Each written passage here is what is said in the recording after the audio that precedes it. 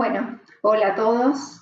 Bueno, voy a compartir en este rato algunas reflexiones y algunos aportes para poder pensar o avanzar sobre la teoría de la transposición didáctica y la posterior teoría antropológica de lo didáctico.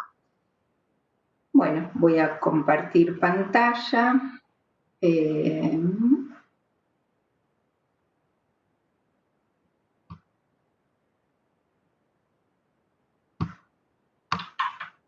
Disculpen la demora, acá está.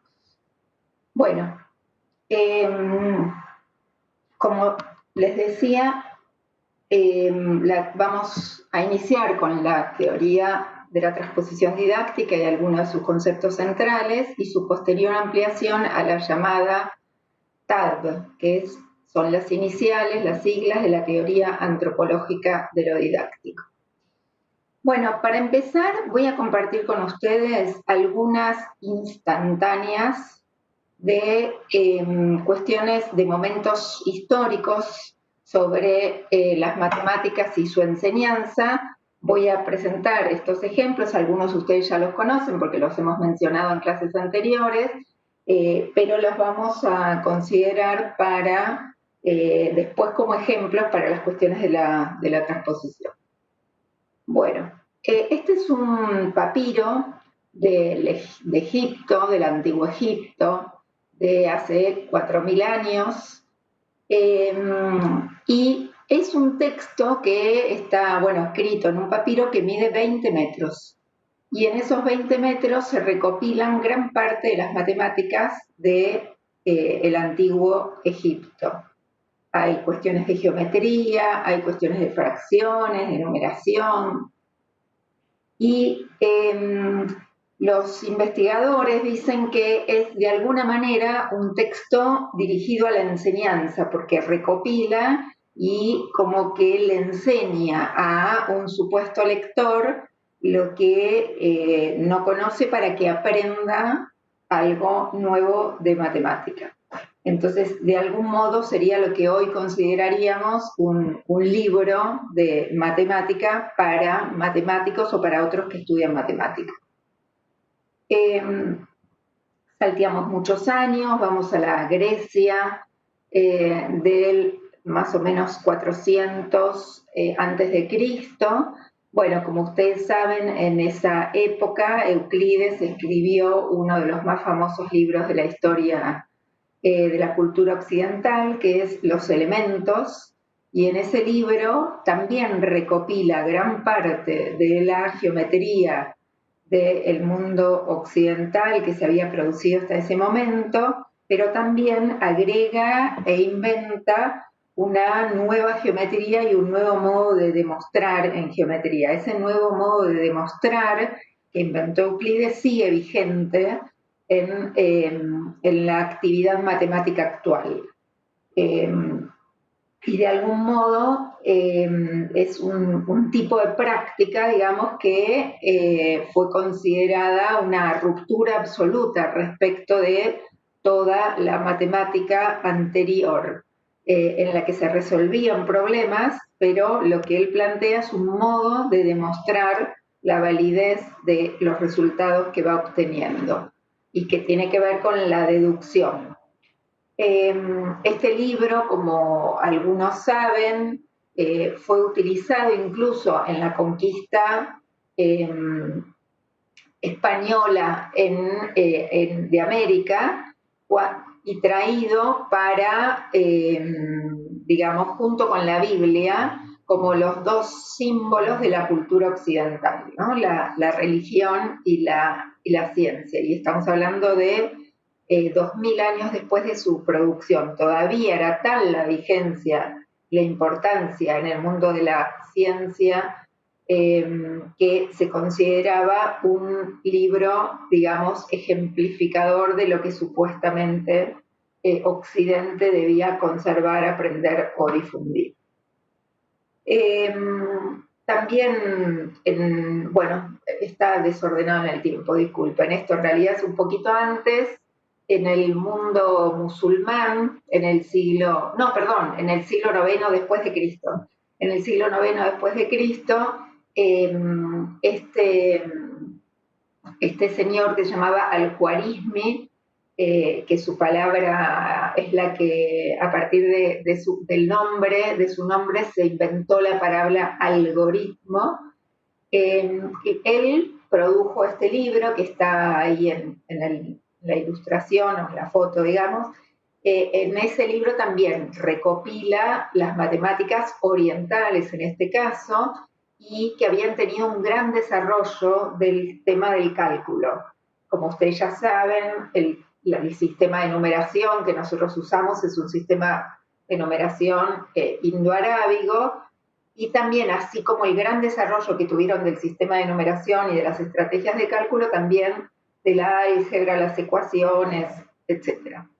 Este libro, escrito en el siglo IX, 300 años después, se tradujo al latín y se considera un puente entre la cultura oriental y la cultura occidental, porque permitió entrar la matemática oriental al Imperio Romano, y recordemos que durante la Edad Media no fue, digamos, el apogeo del desarrollo de la ciencia en el mundo occidental, pero además no se ocupaban tanto de estas cuestiones que se consideraban como más prácticas e incluso paganas, como habíamos visto a propósito del sistema de numeración. Este es un libro de la época del Renacimiento europeo, que empiezan, digamos, se habían empezado a difundir el uso de las fracciones. Ya, digamos, en el Imperio Romano se usaban algunas fracciones en la moneda, pero se empezaban a difundir la necesidad de utilizar los números racionales para el cálculo, porque estamos frente al desarrollo del comercio y la producción. Entonces, se empiezan a usar los números que hoy consideramos números decimales o expresiones decimales de los números racionales, y fíjense, ahí a la derecha hay dos libros que produjo este matemático, de los muchos que hizo, y a la izquierda está cómo él escribía los números.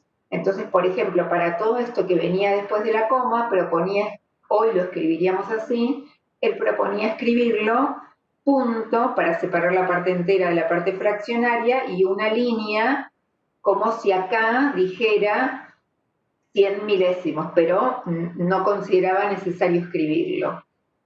También utilizaba un apóstrofe o esta primera parte en algo parecido a la negrita, o una línea que separara la parte entera de la parte decimal. También este texto estaba dirigido a la difusión.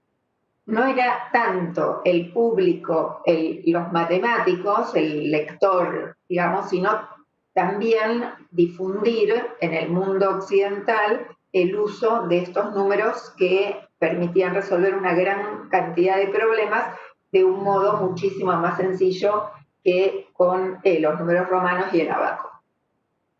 Este otro autor, Stevin, en el siglo XVI escribió un libro llamado La Décima, y en este libro él propone otra escritura para los números decimales, que está acá abajo, que es indicar, por ejemplo, el número sería para nosotros 184, porque nosotros usamos la coma en vez del punto, decimal 54290. Él proponía indicar el orden, entonces este era el orden 0 de los enteros, y después para lo que nosotros llamaríamos décimos, el número 1, para lo que llamaríamos centésimos, el número 2, milésimos, el número 3, es decir, el primer, el segundo y el tercer orden o cuarto orden después de la parte decimal.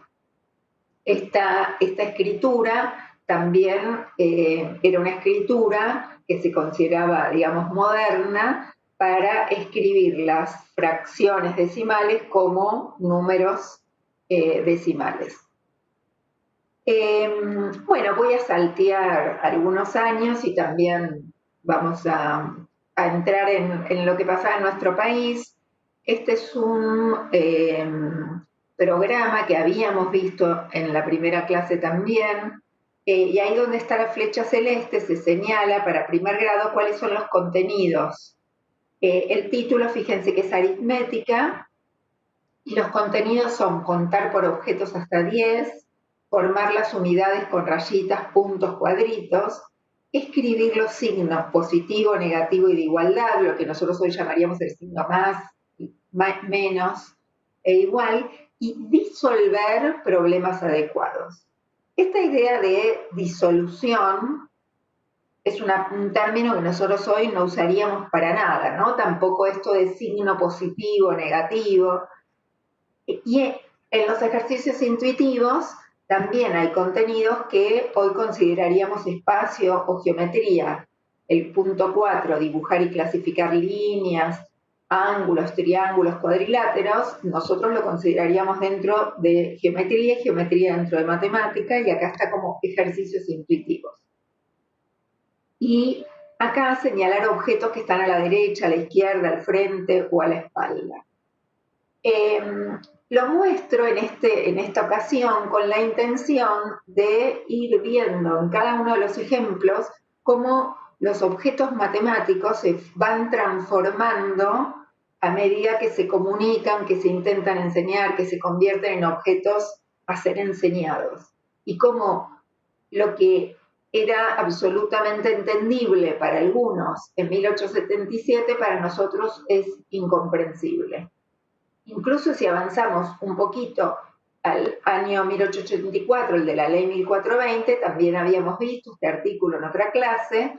Los contenidos son aritmética, las 4 primeras reglas de los números enteros y el conocimiento del sistema métrico decimal y la ley de monedas, pesas y medidas.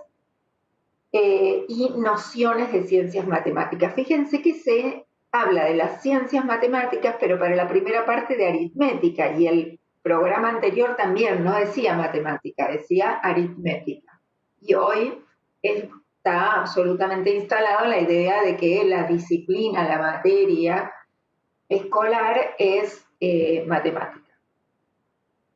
Bueno, este es un currículum de 1981, que recordarán que es efecto de la reforma de la matemática moderna, de una reforma que llegó tardíamente a la Argentina, pero que claramente dice como contenido para primer grado, conjunto de números, y objetivo, construya la noción de número natural. Número natural, el número 1, aplicar la relación tantos elementos como. Nuevamente acá vemos cómo ciertos conceptos, en algunos casos que vienen de la psicología, en otros que vienen de las matemáticas, en otros que vaya a saber de dónde vienen, empiezan a aparecer como contenidos de la enseñanza. Y este es un ejemplo actual, a ver si puedo sacar esto, ahí. Este es un ejemplo actual de un documento que acabamos de hacer hace menos de un mes o un mes y medio con Mónica Escobar para el currículum prioritario en la pandemia, con lo que se consideran unidades pedagógicas entre 2020 y 2021. Entonces, para los niños que ahora están en primer grado el 2020 y el año que viene van a estar en el 2021, se considera que a lo largo de todo este año y el año que viene tienen que aprender las siguientes cuestiones de la numeración. Hay de todos los contenidos, pero yo elegí numeración porque es el que, como ustedes más estudiaron, van a poder identificar algunos contenidos como conocidos. Explorar diferentes contextos y funciones de los números en el uso social, resolver problemas que involucren situaciones de conteo, lectura de números, registro y comparación de cantidades en el contexto de juegos de dados y cartas, resolver problemas que involucren leer, escribir y ordenar números hasta 100 o 150, ampliando posteriormente hasta 1000 o 1500, analizar regularidades de la serie numérica hasta 100 a través de juegos de lotería y uso de grillas, ampliando posteriormente hasta 1000 o 1500, resolver problemas que exijan armar y desarmar números en unos y dieces y posteriormente cienes dentro del contexto monetario o de juegos con puntaje. Si alguien de fines del siglo XIX leyera esto, no entendería nada excepto leer, escribir y ordenar números hasta 100 o 150. Todo lo demás no sabría de qué habla ni entendería por qué eso es objeto de enseñanza en primer grado en la escuela, del mismo modo que a nosotros nos sorprenden los contenidos de otros tiempos. En este sentido, lo que quisiera recalcar es que estos contenidos o todos los otros que vimos, incluidos los conocimientos que se enseñan o explican en el papiro de Rin del Antiguo Egipto de hace 4000 años, todo aquello que se produjo en estos 4000 años o antes, tratando de comunicarle a alguien qué es lo que tiene que aprender, o qué es lo que tiene que retener, o qué es lo que tiene que enseñar, involucra una transformación de los conocimientos matemáticos. Dicho en otros términos, no hay ningún matemático que se ocupe de disolver los problemas adecuados, como dice el programa de fines del siglo XIX. No hay ningún matemático que se ocupe de los números con los juegos de dados o juegos de cartas.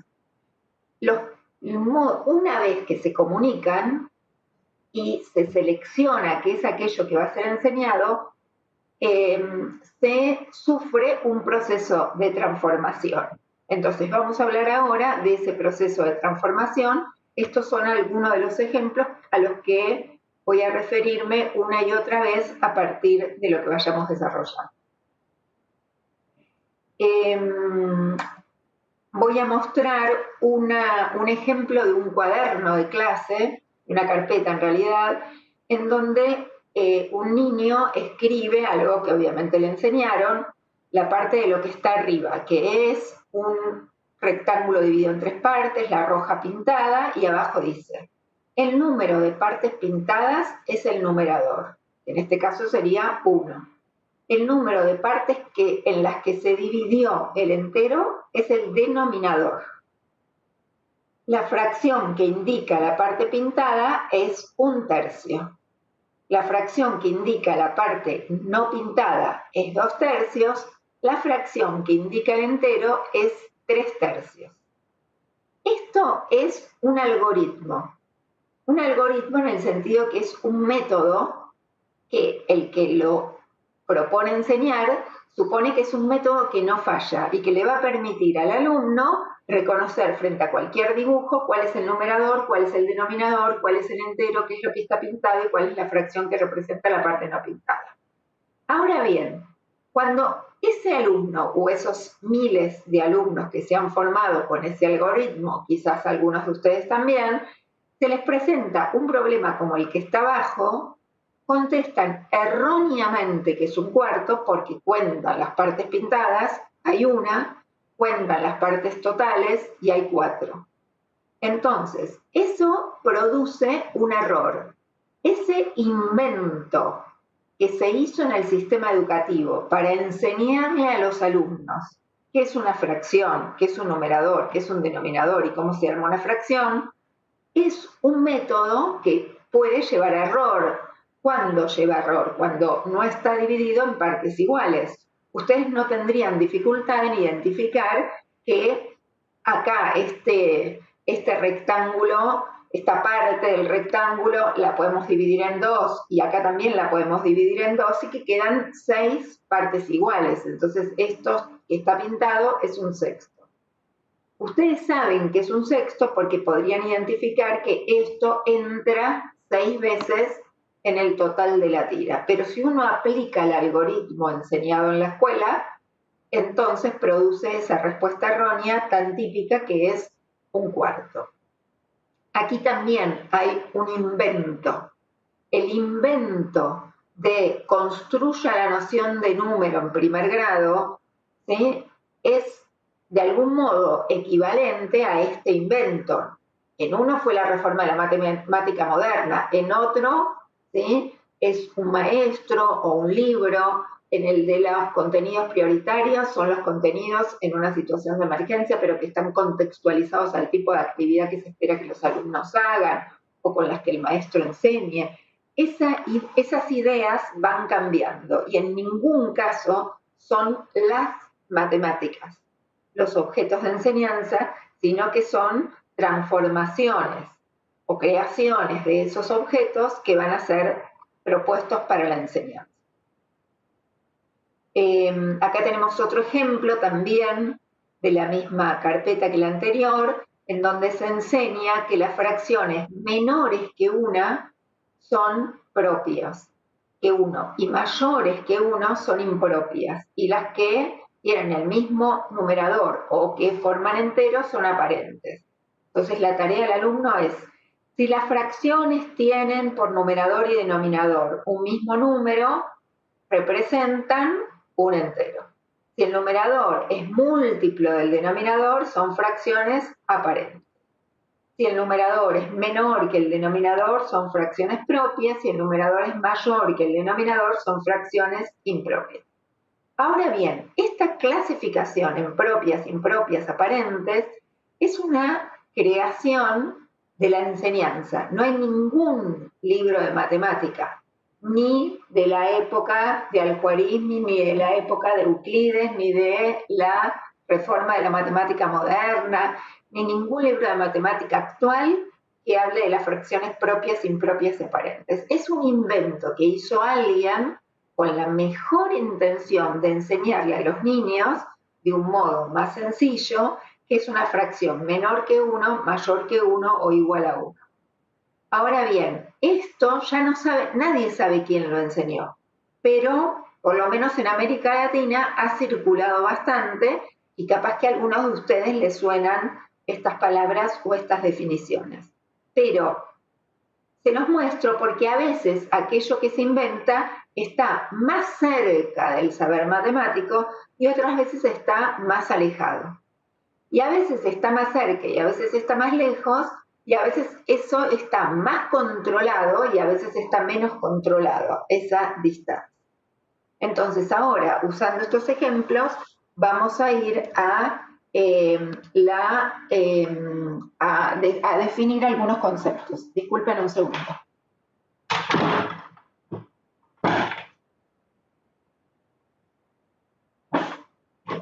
Vamos a ir a definir algunos conceptos y a presentar a Yevalar. Bueno, como algunos de ustedes saben, no sé cómo se saca esto.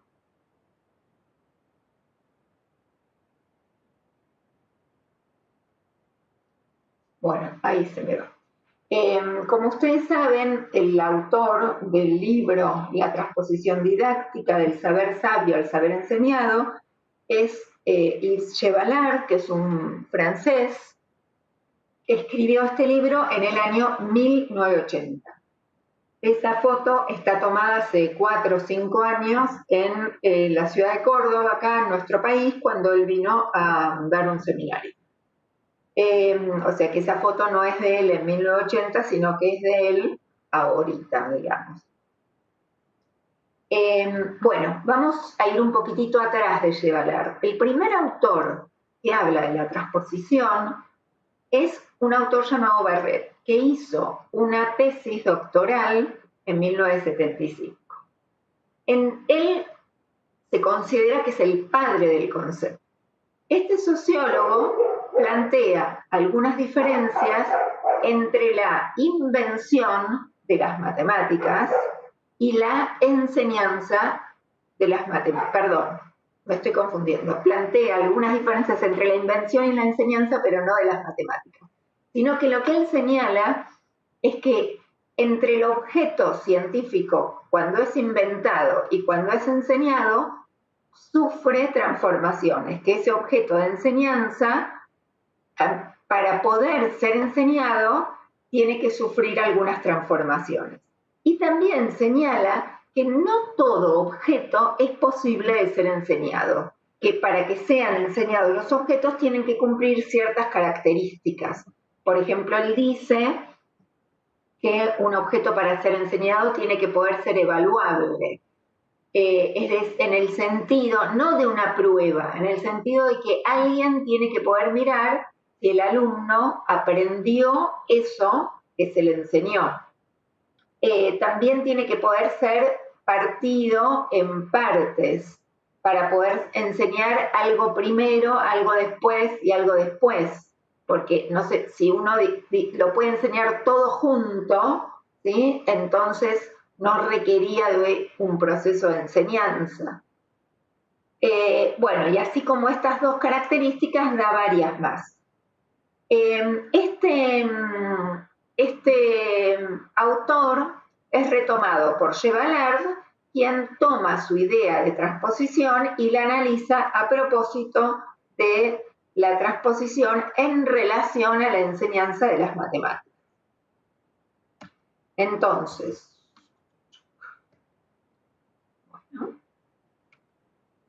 bueno, grabo. Entonces, en la didáctica de la matemática, Chevallard va a retomar esa noción. ¿Se acuerdan que habíamos mencionado cómo los primeros didactas de la matemática franceses de los años 80, empiezan a analizar todo lo que ha sucedido con la reforma de la matemática moderna? Y una de las cosas que analizan es cómo la teoría de conjuntos fue deformada para ser enseñada. ¿Se acuerdan que la teoría de conjuntos había surgido con el grupo Bouguereau unos años antes para reordenar todas las matemáticas producidas en Occidente y escribir unos libros de matemática bien abstractos y ordenados, rigurosos, para matemáticos o estudiantes de matemática avanzada? Y el lenguaje utilizado por esos matemáticos fue usado para la enseñanza de los números o la enseñanza de las nociones operatorias piagetianas en sala de 4, sala de 5, primer grado, deformando, por supuesto, lo que es un conjunto. Una cuestión que va a plantear Chevallard es que las matemáticas no son posibles de ser enseñadas de la manera en la que son producidas, que es necesario reconstruir las matemáticas para poder enseñarlas, que no es posible analizar qué pasa, y viceversa, que no es posible analizar qué pasa en las escuelas con las matemáticas escolares sin reconstruir las matemáticas. Es decir, sin tratar de poner en diálogo la relación entre lo que pasó en esa clase y esos objetos matemáticos. Lo que iba a plantear es que el conocimiento no puede ser comunicado tal como fue producido por múltiples motivos. Uno es por el nivel de complejidad con el que seguramente fue producido y que los niños o jóvenes no pueden aprenderlo tal como lo produjeron los matemáticos más avanzados. Y por el otro lado, por cuestiones de tiempo, porque hay objetos matemáticos que a la humanidad le llevaron miles o cientos de años y no es posible pensar que el alumno los va a poder aprender en una semana. Entonces, por múltiples razones, entre las cuales el tiempo y la complejidad son apenas dos ejemplos, las matemáticas no pueden ser enseñadas del mismo modo de cómo han sido producidas. Entonces, por lo tanto, precisan sufrir un proceso de transformación. El análisis de ese proceso de transformación está compilado en el libro que ustedes tienen para leer o leyeron, que es el libro La transposición didáctica. Esa teoría, él, como dijimos, la produjo en 1980, entre 1980 y 1982, pero el prefacio y el posfacio de ese libro los escribió 10 años después, u 11, en el 1991. Cuando él escribe ese prefacio y ese posfacio, el posfacio es como un prefacio, pero al final, ¿no?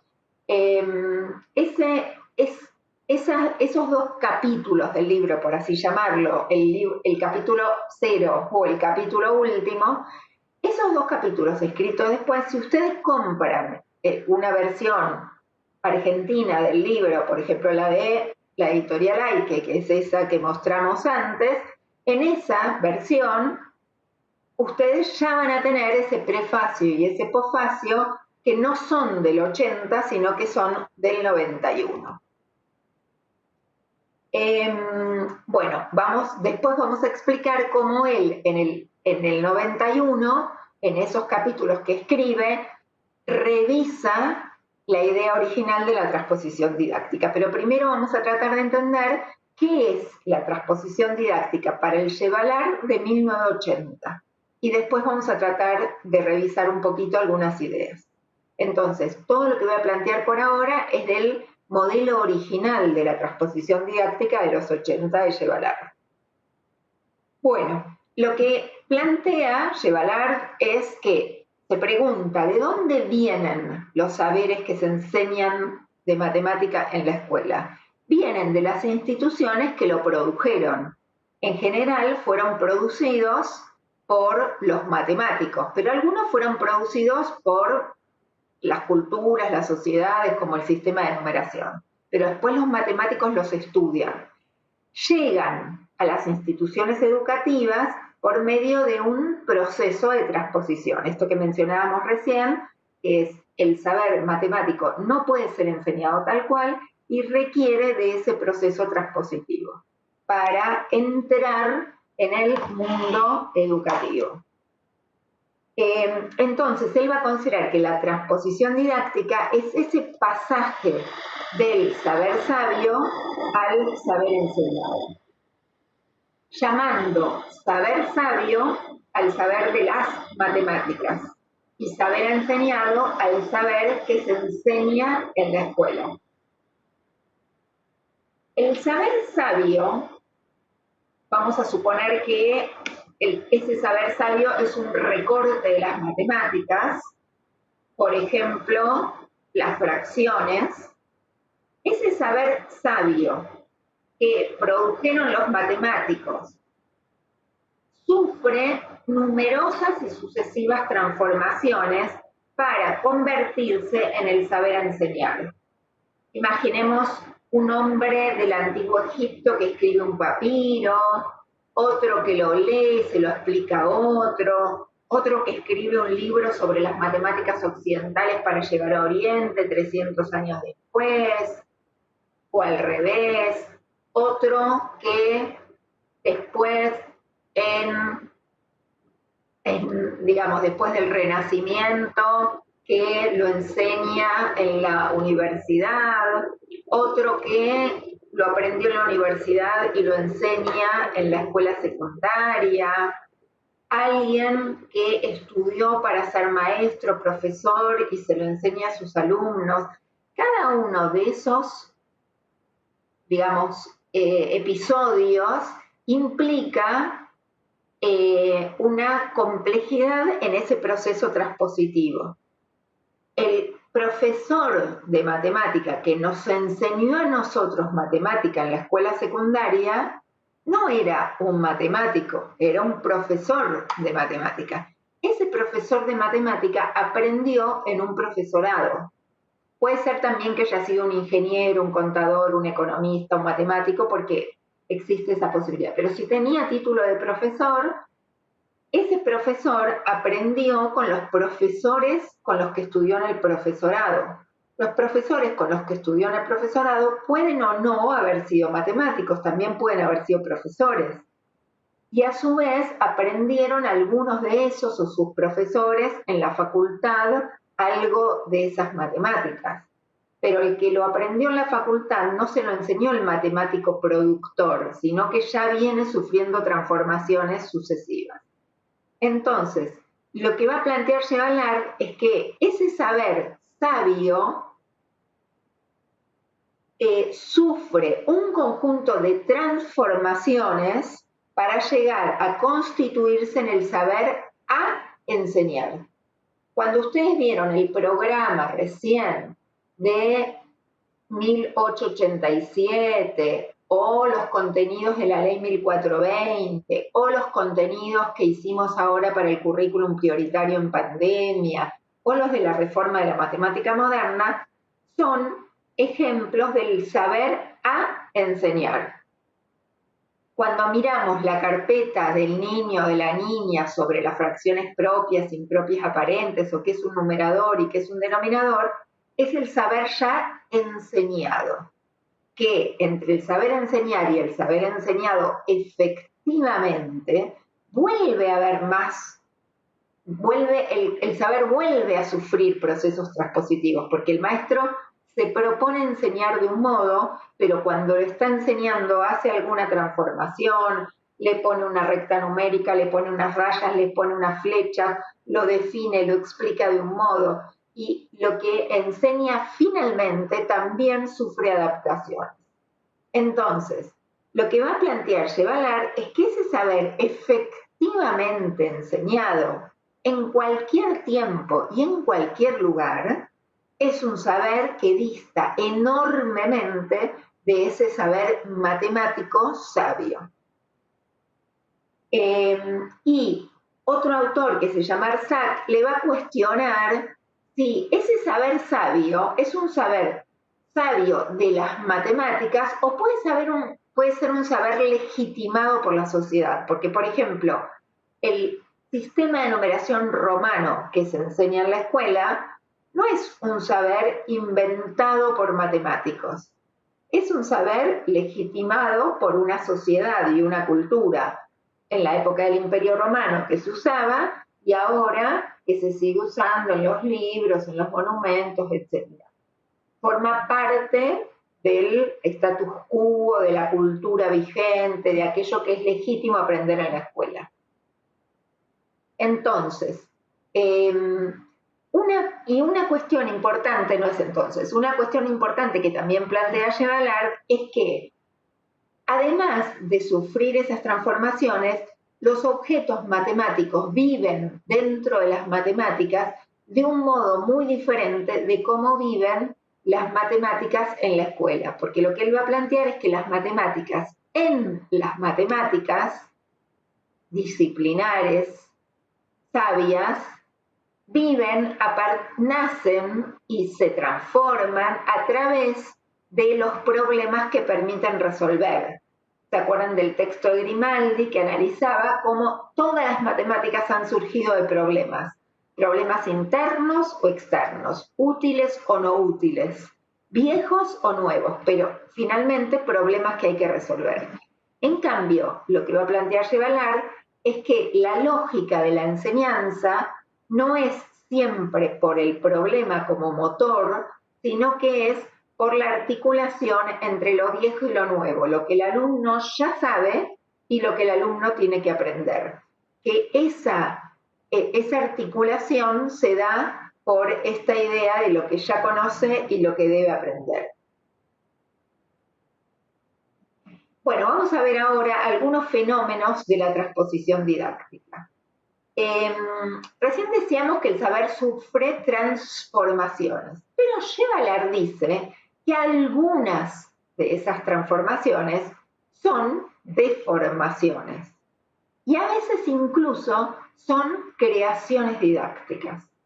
Por ejemplo, él menciona como creación didáctica el diagrama de Venn que se usa en la reforma de la matemática moderna, esa soguita en la cual los niños saltan adentro, saltan afuera para decir si el conjunto tiene un elemento o no tiene ningún elemento, es una creación didáctica, es decir, no tiene una relación directa con el objeto matemático.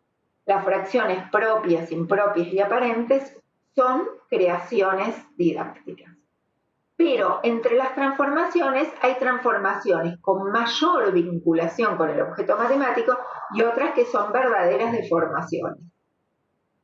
Y señala Chevalar que esta distancia entre el saber sabio y el saber enseñar, y entre el saber enseñar y el saber enseñado, es un fenómeno negado de la conciencia. Que el sistema educativo actúa como si no existiera, como si hubiera una identidad entre las matemáticas escolares y las matemáticas sabias. Y que esa negación es la que le otorga legitimidad a la escuela.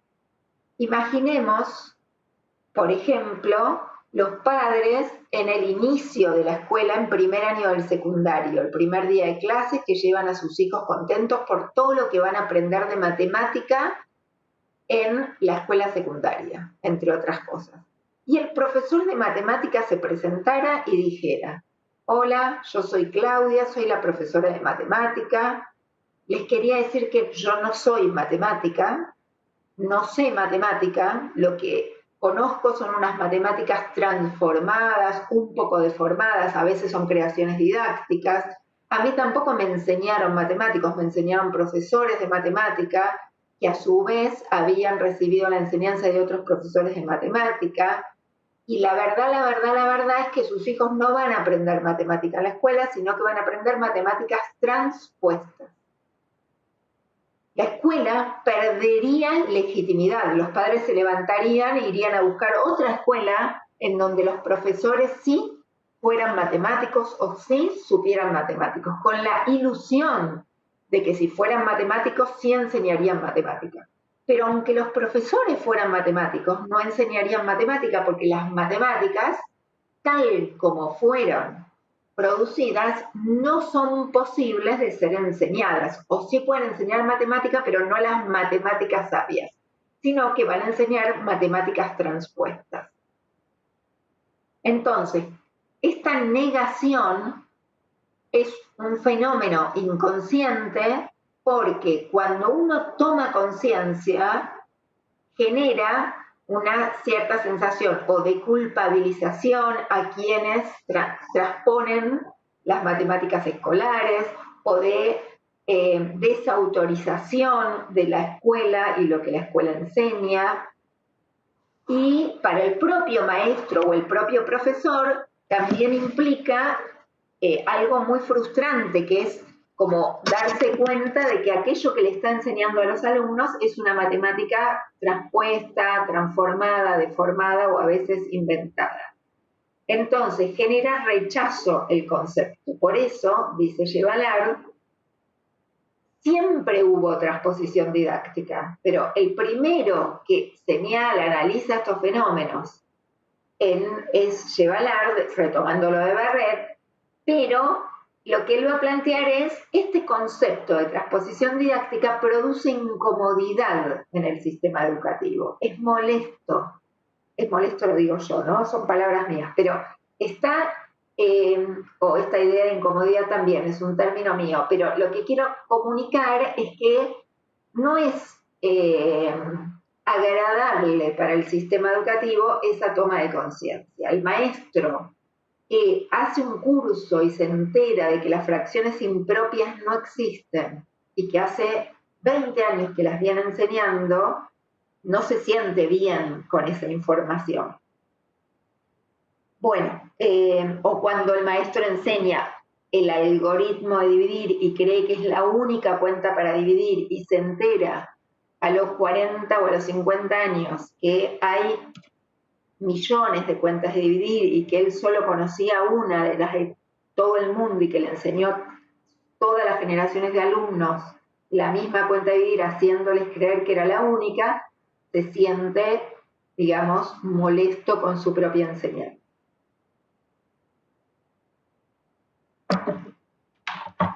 Otro fenómeno que señala Yevalard es que la escuela, negando también esos procesos transpositivos, presenta los objetos matemáticos como si no tuvieran historia, como si estuvieran, los presenta desligados de sus orígenes, como si no tuvieran ningún tiempo y ningún lugar. Y eso es parte de ese fenómeno de ficción de identidad. Seguramente ustedes estudiaron fracciones en tercero, cuarto, quinto, sexto o séptimo, algunos de la escuela primaria, estudiaron en el secundario, pero nunca se enteraron de dónde venían las fracciones. O nunca se enteraron que los decimales fueron un invento para el comercio y la medida sobre las fracciones decimales. y que las fracciones decimales fueron un invento del Renacimiento, o que el nombre números racionales es un nombre del siglo XX para nombrar objetos de 4.000 años de historia. La escuela presenta los objetos matemáticos como si fueran naturales, como si no tuvieran historia, como si no hubieran nacido y como si no pudieran morir, como si fueran objetos, digamos, o de la naturaleza o de la cabeza humana, pero como inmutables, ¿no? El maestro no suele decir, bueno, nosotros ahora hacemos una raya para la fracción, pero hace siglos se escribía de tal otro modo, o bueno, si ustedes quieren usar una raya, usan una raya, pero si quieren usar otro símbolo, usen otro símbolo, porque total, en la humanidad se usaron distintos símbolos. Es como que la escuela, al negar la transposición didáctica y actuar bajo una ficción de identidad, niega la historicidad de los objetos matemáticos.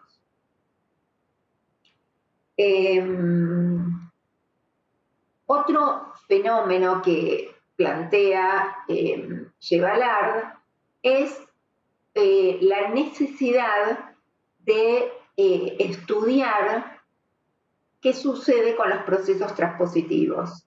Lo que él va a señalar es que la transposición didáctica es inevitable.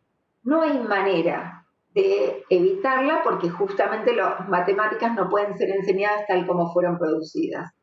Pero entonces lo que va a plantear es la importancia y la necesidad de estudiar esos procesos transpositivos. ¿Cómo se estudian esos procesos transpositivos? Él va a inventar un nombre para ese control científico, que es la vigilancia epistemológica.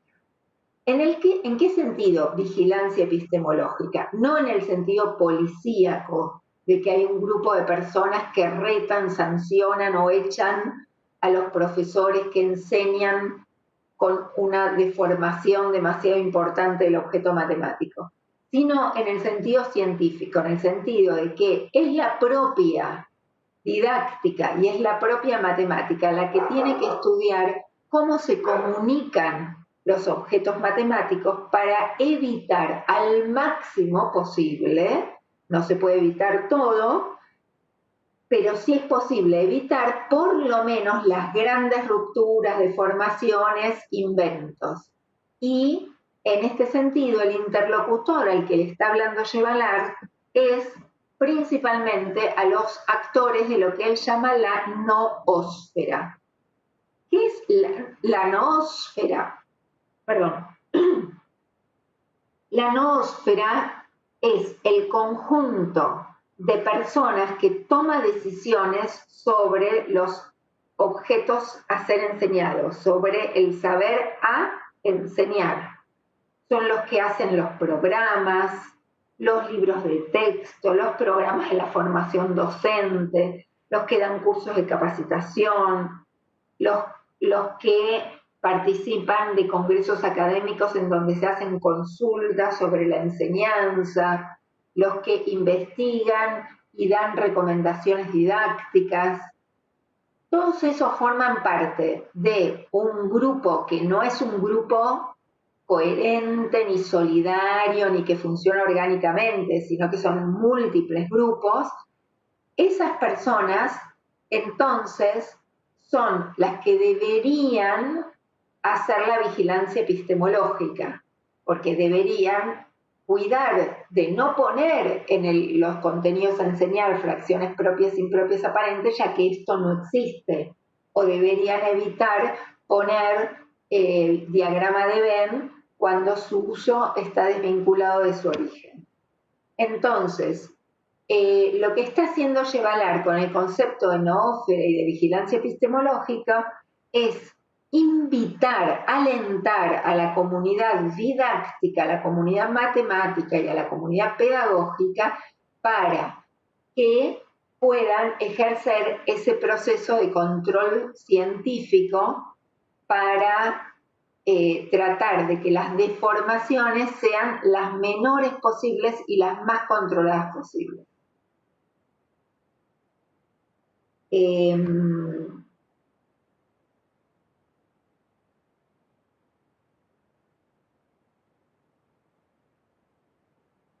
Voy a prender la luz un segundo, pido disculpas.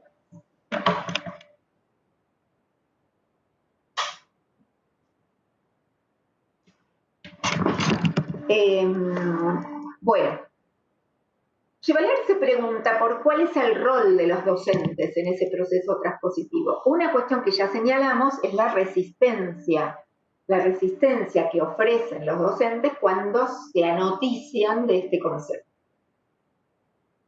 Chevaler señala que los docentes, si bien ejercen algunos niveles de los procesos transpositivos, sobre todo los niveles que tienen que ver con pasar de los saberes a enseñar a los saberes efectivamente enseñados, como mencionábamos antes, el docente no tiene la responsabilidad principal de los procesos transpositivos. Chevaler de alguna manera desculpabiliza a los maestros porque va a señalar que los maestros y los profesores tienen poco margen de decisión sobre lo que él llama el texto de saber. Redactan el texto de saber, pero entre textos que ya estaban definidos.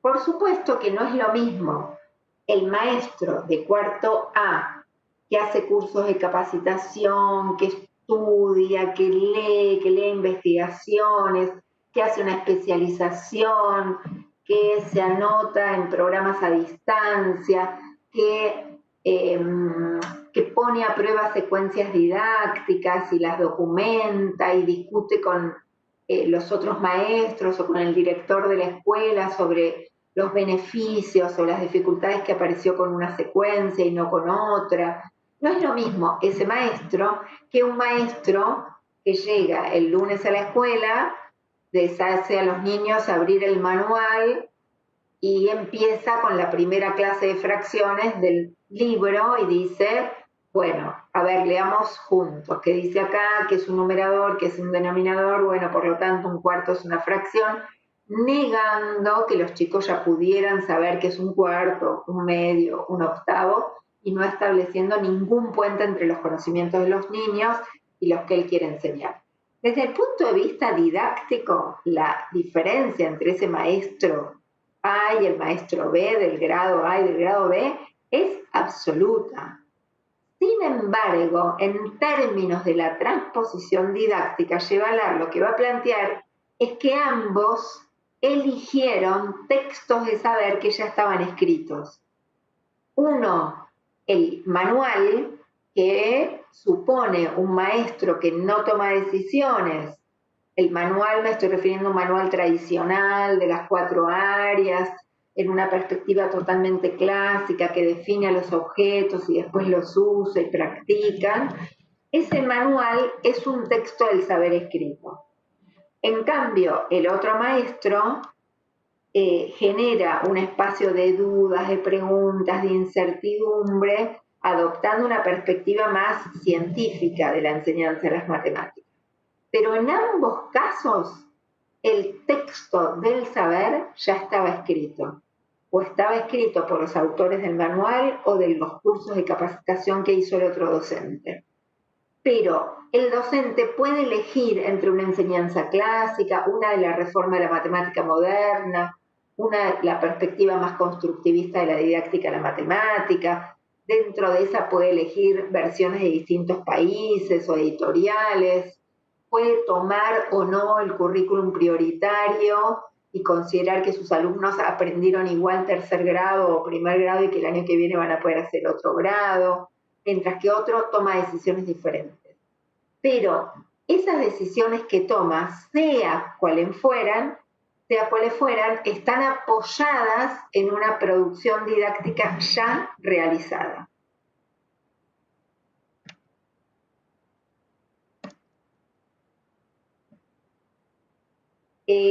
Otra cuestión muy importante es la relación entre escuela y sociedad.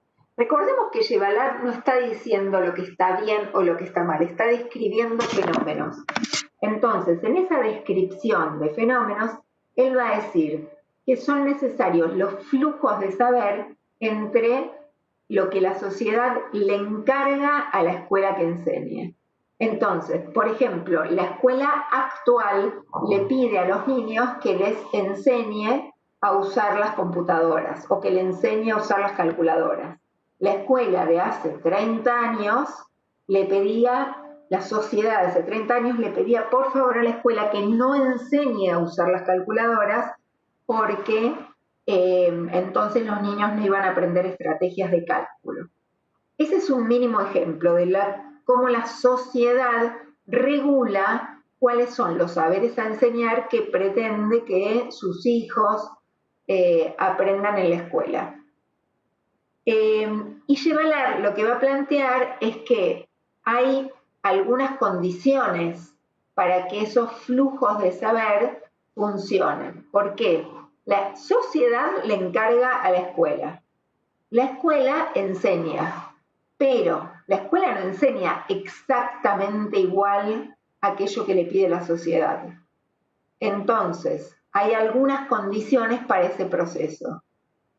Los matemáticos tienen que ver como suficientemente cercano el saber enseñar para que no desautoricen la enseñanza. Es decir, que si un matemático ve un libro sobre enseñanza de las fracciones, tiene que reconocer a esos objetos matemáticos llamados fracciones. Y a la vez tiene que estar suficientemente alejado de los padres, de los saberes de los padres. ¿Por qué? Porque la escuela tiene que enseñar cosas que no solo no saben los niños, sino que no saben las familias, o por lo menos la mayor parte de la familia. Entonces, la escuela también ve reposicionado su prestigio cuando enseña algo que las familias no saben. Yevalar señala que el flujo de saber son esos permanentes cambios entre el saber sabio y el saber a enseñar, y que tiene que haber una distancia óptima, pero esa distancia óptima se desgasta. Entonces, a fin del siglo XIX se enseñaban los números de 1 en 1, por ejemplo, hasta el 100. Hoy no hace falta enseñarle eso a los niños, porque la mayor parte de los niños tiene alguna idea sobre los números.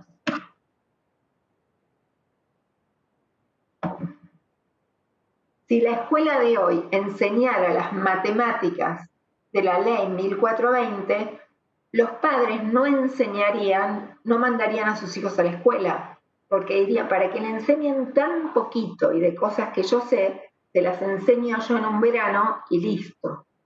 Entonces, lo que va a plantear Yevalar es que hay una distancia óptima entre las matemáticas sabias, las matemáticas, el saber a estudiar y el saber efectivamente aprendido. Pero que esos objetos que hoy son considerados necesarios, imprescindibles, y no lo eran hace 20, 30 o 50 años, también sucede el fenómeno inverso, objetos que hace 30, 40 o 50 años eran considerados muy importantes y que han envejecido biológica y moralmente, dice Yevalar, de los saberes a enseñar. Él llama a este fenómeno obsolescencia de los saberes.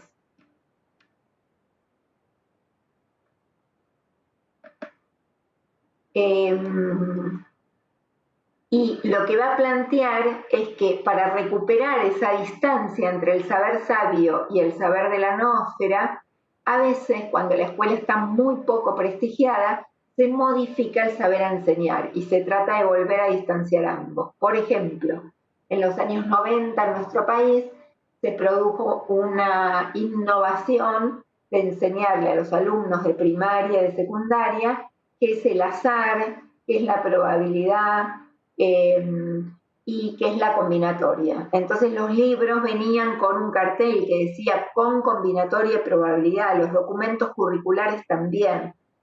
Se recupera entonces el prestigio de la escuela cuando la escuela enseña algo que los padres no saben, o enseña algo viejo pero con métodos nuevos. Bueno, hay un concepto muy importante de Gevallaert, que es el concepto de tiempo didáctico. ¿Qué va a señalar este autor? Va a señalar que el tiempo de la enseñanza es diferente que el tiempo de aprendizaje, pero que nuestro sistema educativo actúa como si fueran iguales. Como actúa como si fueran iguales, entonces no se sabe en dónde está la igualdad y en dónde está la ficción. Por otra parte, el docente y el alumno saben en distintos momentos, porque el docente sabe hoy algo que el alumno no sabe, pero la semana que viene el alumno lo va a saber. Entonces la brecha en términos cronogenéticos entre el saber de un niño y el saber del maestro se va reduciendo en la cronogénesis.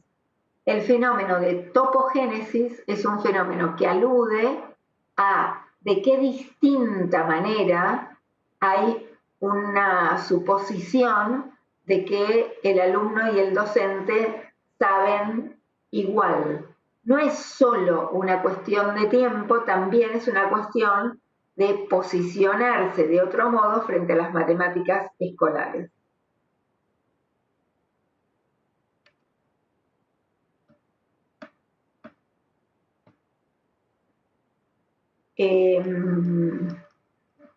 Bueno, una cuestión importante es que la topogénesis, que es este concepto de saber de otro modo y saber en distintos momentos es la cronogénesis, la topogénesis se va reduciendo a medida que pasa el tiempo, es decir, las clases. Se reduce la distancia entre ese saber enseñar y el saber de los alumnos. La topogénesis se reduce con ese paso del tiempo, pero a la vez la cronogénesis y la topogénesis son fenómenos entre pasado y futuro, porque el objeto de enseñanza es un objeto transaccional entre pasado y futuro, y entre los dos regímenes didácticos del saber. Es decir, la topogénesis, las distintas maneras en las que se vincula el profesor y el alumno con las matemáticas escolares.